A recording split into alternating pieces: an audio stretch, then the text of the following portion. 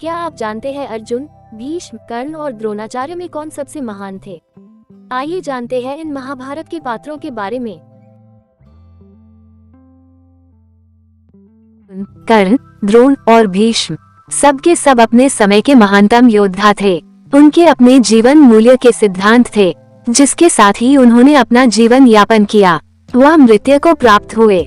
इन सबके जीवन का अंत भी बहुत भिन्न तरीके से हुआ, क्योंकि उनके जीवन के मूल्य सिद्धांत भी भिन्न थे।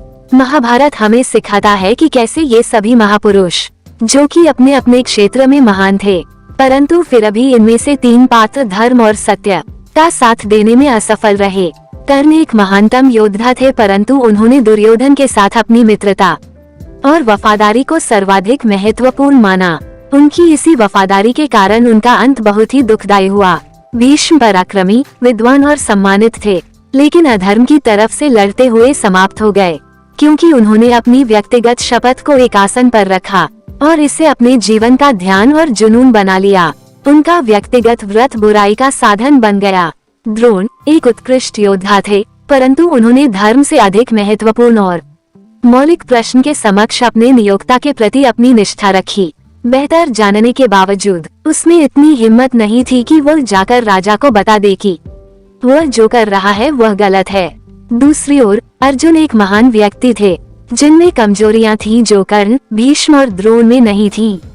वह अनिर्णायक था, अपने बारे में अनिश्चित था और आत्मा संदेह से ग्रस्त था, लेकिन अंत में वह जो सही था उसके लिए खड़ा हुआ और धर्म के लिए लड़ा, भले ही उसके खिलाफ विरोध हो। महाभारत से हम जो सीख सकते हैं वह अमूल्य है। हमें अपनी वफादारी बुद्धिमानी से चुननी चाहिए, व्यक्तिगत प्रतिज्ञाओं को बुराई का साधन नहीं बनने देना चाहिए और हमेशा धर्म और ईश्वर की पुकार को हर चीज से ऊपर रखना चाहिए।